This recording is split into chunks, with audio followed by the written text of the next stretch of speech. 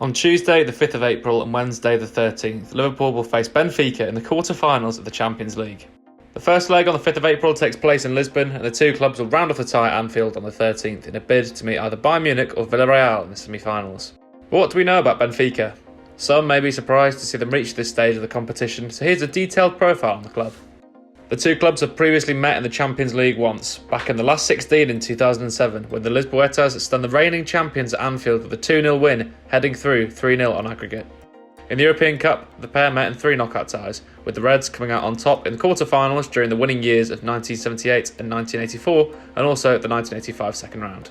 The Lisbon side have won 2 European Cups way back in 1961 and 1962, when they were led by the legendary Eusebio, who scored 47 goals in the European Cup, just 13 more than LFC record holder Mo Salah's tally. This video was made prior to their fixture with Braga, so some stats and numbers may change, but Benfica currently sit third in the Liga Portugal table, the same position they finished in last season and are 12 points behind current unbeaten leaders and rivals FC Porto. In the Champions League, they stunned Ajax by defeating them 1-0 at the Johan Cruyff Arena following a 2-2 draw in Lisbon, with Darwin Núñez heading the crucial winner. Most LFC fans may not even know the personnel the Reds will face in this tie, so here's a prediction and explanation of how Benfica will line up, their dangers and what we can expect from them over the 2 legs. Between the sticks is German-born and raised Greek goalie Odysseas Vlachodimos, who has already recorded an impressive 5 clean sheets in Benfica's 8 Champions League matches, only conceding to Bayern Munich and Ajax. A solid keeper who is vastly experienced for his relatively young age of 26 for a goalie is more than capable enough, but it's fair to say he is helped up by Benfica's rock-solid, experienced defence. At the back, Benfica's progression in the Champions League has been largely due to the vast experience of Jan Vertonghen and Nicolas Otamendi. The pair have formed a formidable, experienced partnership, with both ageing in their careers like fine wines following their successful decades in the Premier League. Alejandro Grimaldo at left-back is a very highly rated player who has been rumoured for a move away for the past couple of seasons, a technically superb player who bombs forward and creates chances. Perhaps the Achilles heel of the Benfica backline is their right-back position. With 3 players often rotating between Almeida, Lazaro and Gilberto, Luis Diaz may return to cause nightmares for his former rival club once again.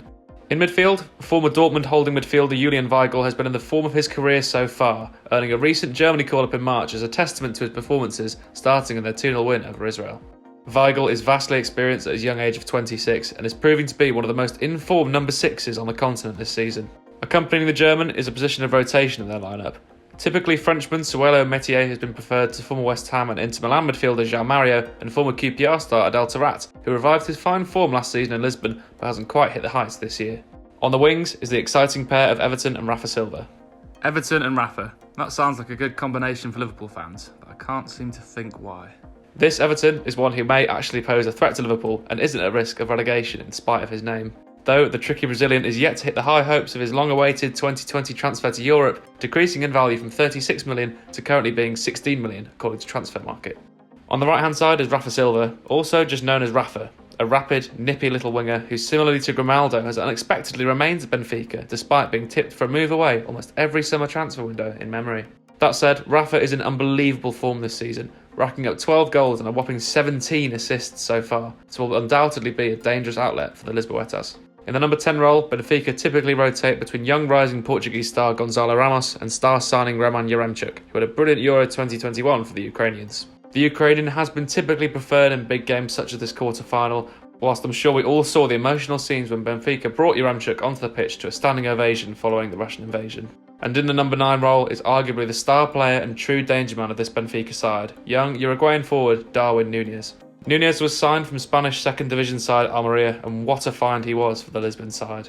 He has a remarkable 26 goals in just 33 games so far this season, with 4 in the Champions League, including a brace in Benfica's 3-0 demolition of Barcelona, and of course he nodded home the winner in Amsterdam to knock out Ajax. He has been tipped as the new Suarez or Cavani, and Europe's top clubs are all sniffing around the young striker who continues to lump millions onto his impressive price tag.